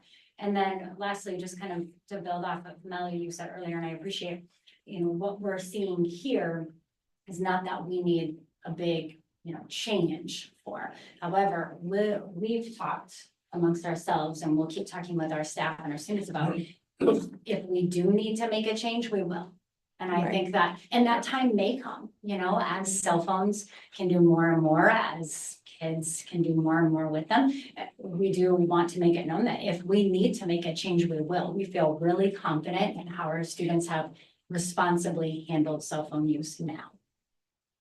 Okay. And I think that's credits to our current guideline and to that staff have implemented our current guideline. They've for the most part done what our guideline says. I know we've got a few emails from parents saying we're falling behind at Gilbert from these other schools who are making changes. And my challenge would say, maybe we were ahead of the curve because we're already kind of had this policy and this expectation or this guideline and expectation in place in our schools. And so when this all came up and now we've done the data, we don't see that it's an issue there, where I think other schools are seeing, they're hearing from staff, we need help. We can't manage this. We need guidelines. We need more support. We're not hearing that here. So I would challenge people to say we were maybe ahead of the curve on that and not so much behind. I really like to hear that you're planning to continue working with the student body itself, because we're trying to change behavior here, or in this case, maintain behavior, right? So just being top down, if it can be both directions, probably a lot more successful. So I think that's a great idea. I also think, to the point, as we heard from our students tonight about what it looks like in the learning environment, to continue to have that conversation. Where does it enhance? And where, are we utilizing it to enhance instruction? And are there times when and that's part of our role as leaders, educational leaders, to say if we see it being utilized and maybe in a way that's not enhancing the learning. And what I mean by that is maybe it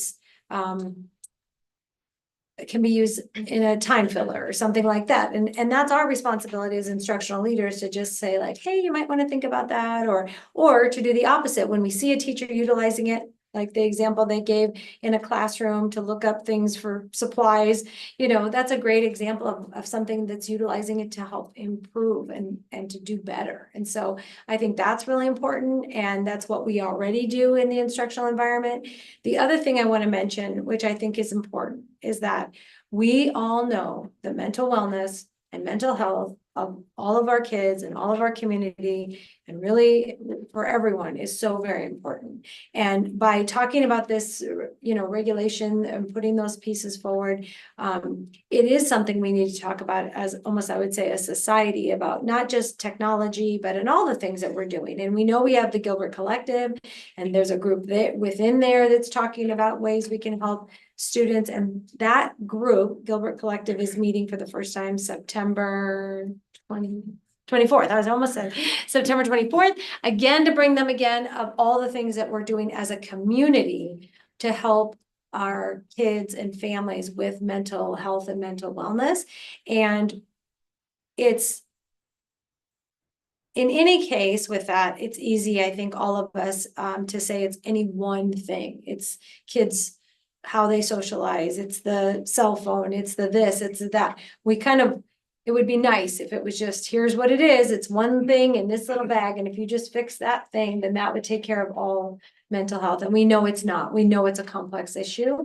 And so I just want to point that out, that we continue to do everything we can to help support our kids. We continue to have resources for our kids beyond just cell phone conversation, about whether it's our counselors that are available, it's our partnerships with Walnut Creek Psychiatry that's available, it's our student assistance program that we have. We have multiple layers to help support our kids. And this is just another one to help them focus in the classroom, but also so that we can help teach them of ways to use it in a very positive way to help them. Technology is not going away. Correct. And so helping teach them from 3rd grade on how to be good stewards of it and how to use it in a positive way in your life, and recognize when it's being a distractor in your life. And when it's not serving you well, how to get off of social media, or how to put it away, and how to be that responsible, because sometimes we need to stop looking at what others are doing and what's real and what's not. So I think one of the biggest challenges of that is the unfortunate realization that for many families, we may be the most influential adults in the children's lives.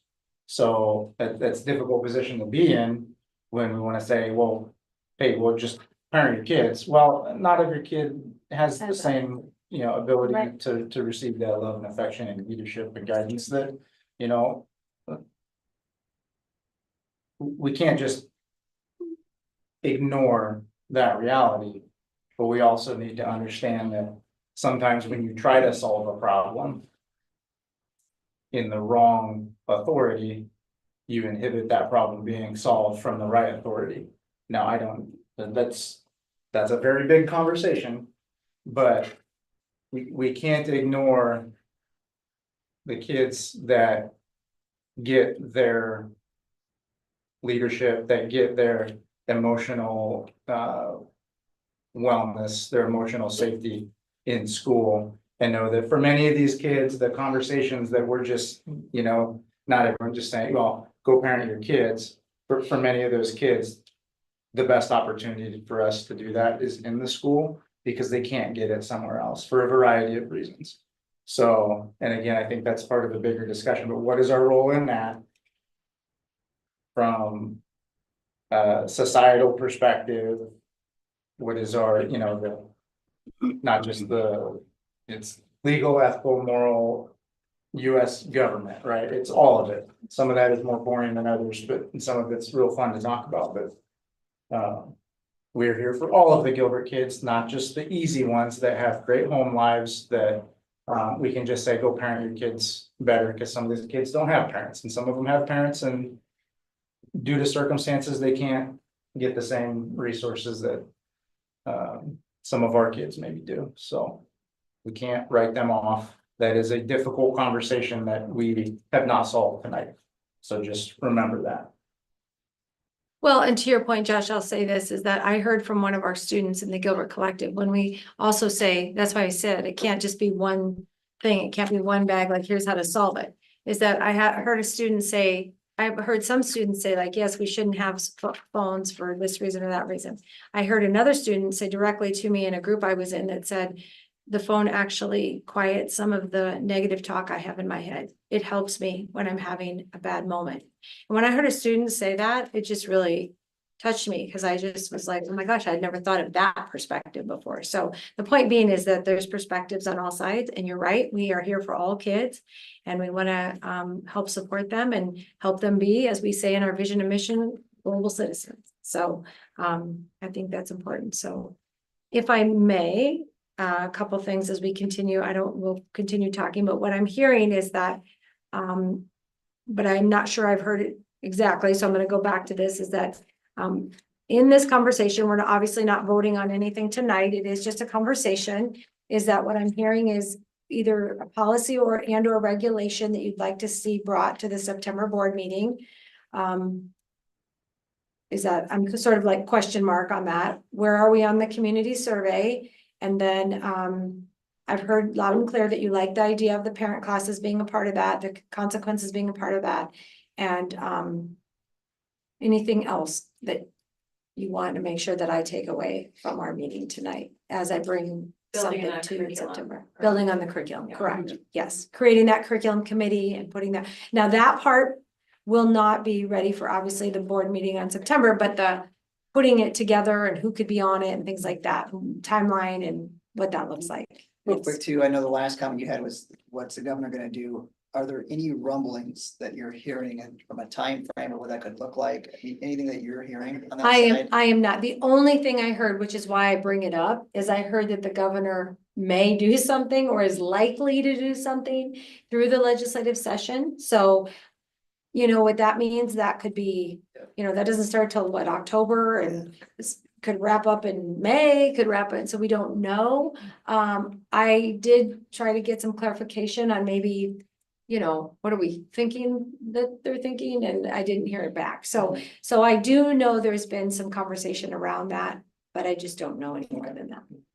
Well, this is, if something happens and after this well-involved discussion about what's best for our specific district ends up being just wiped out by some state level thing, maybe we just need to get creative and understand how we can have policies that are best for the Gilbert School District, not suggesting that we subterfuge state law, but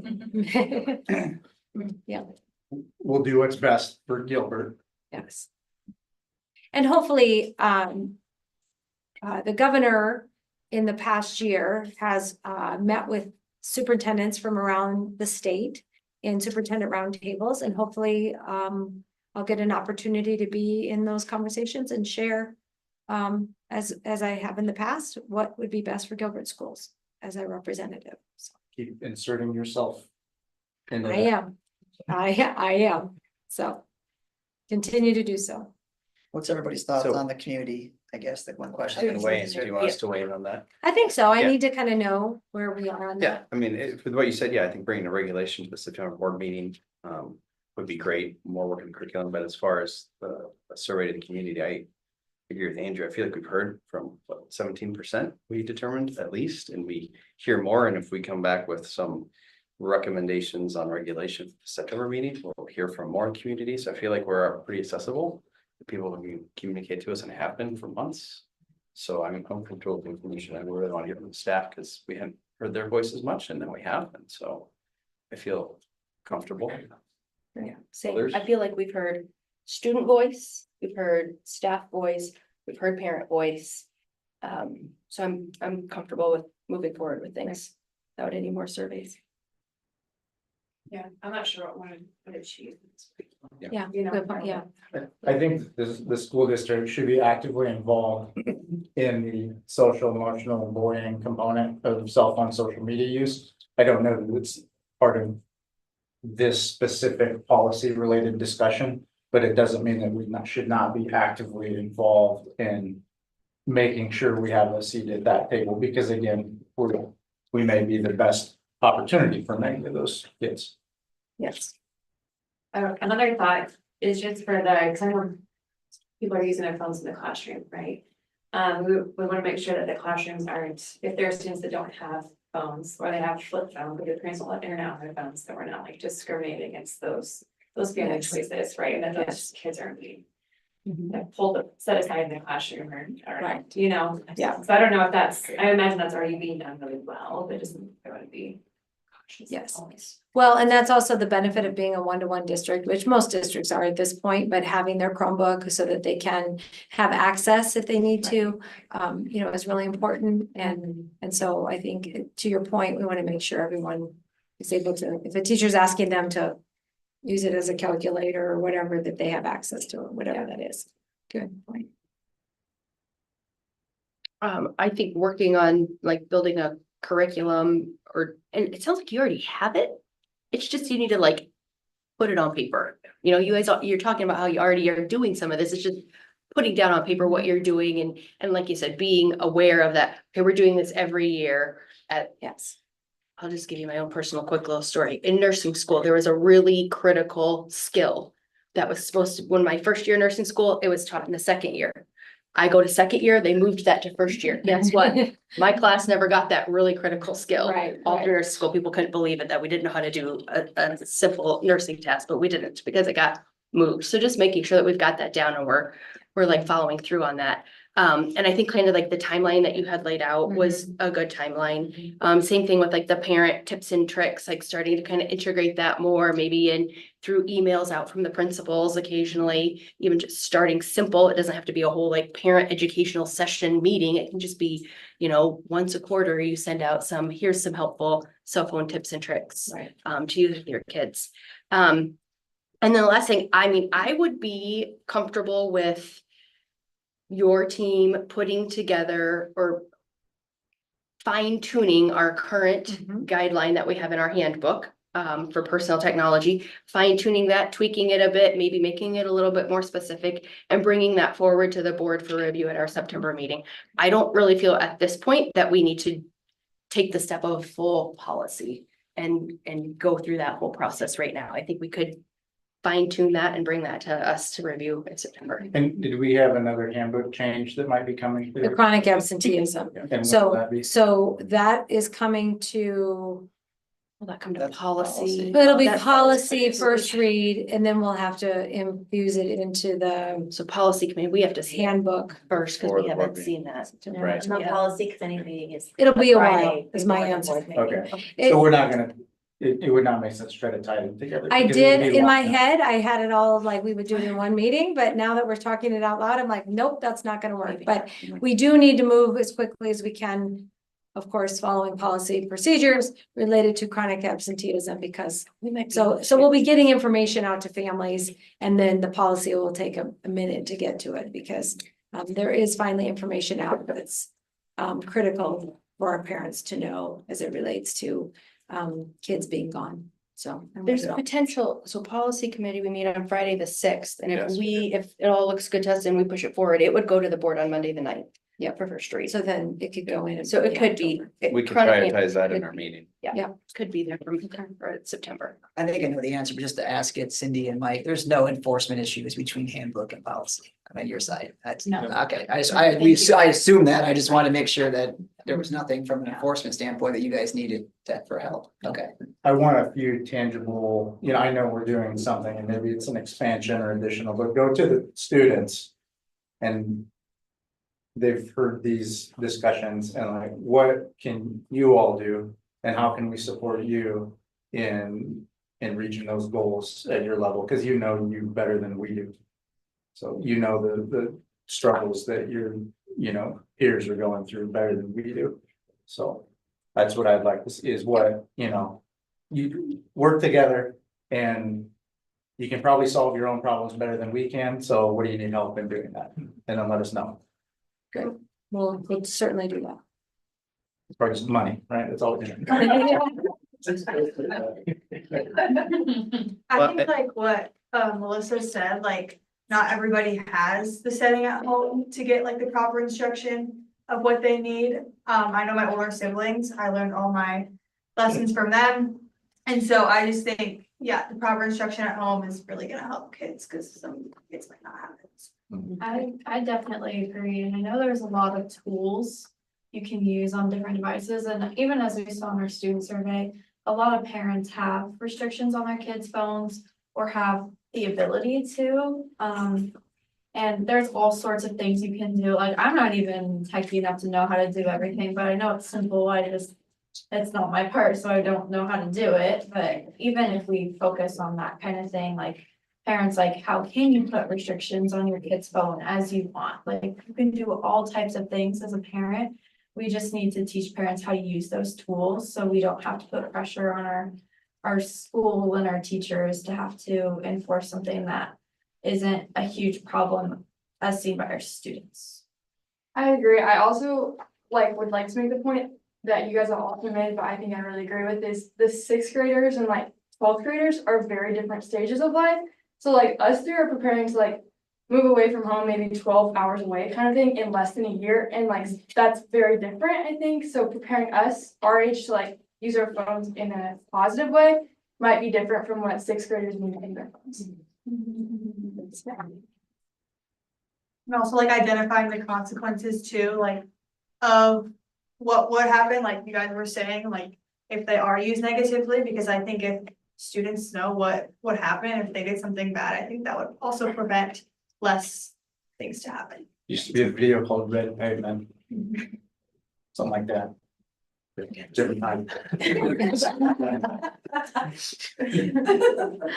Good, thank you.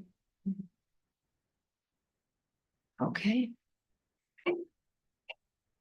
Any other direction you need from us, Dr. T, on this? I feel clear on what we need Feel to like you have do. direction and. I do. Guidance We on have an what's your next amazing team. So I just want to thank everyone for the conversation. I know it's a big topic and I'm really grateful to all of you for the time you've spent because we have had quite a bit of readings and emails and information. And so thank you for that. And as you can see, we have an incredible team here and well prepared and smart and well thought out. And so they've worked very hard and I'm very grateful to all of them.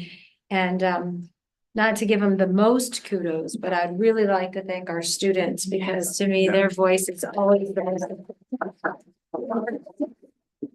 Appreciate it. So.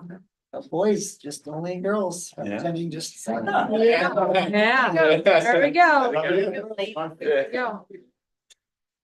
Dr. T, I think it would be nice just to get some updates at some cadence, whether it's department updates or just, how's the administrative team feeling this is going, Yeah. periodically through the year, just. I don't want to get through, Good idea. September and then we go on our way. It's be nice to have that Yeah. general Even just in your feeling of this group. monthly how we go. department updates that we get. Sure. Yeah. From And what we're hearing. on our board packet, Yeah. once a quarter, a little blurb about how our cell phone's going. Yeah, that's in good. the That's good. buildings. Yep, we can do that. Absolutely.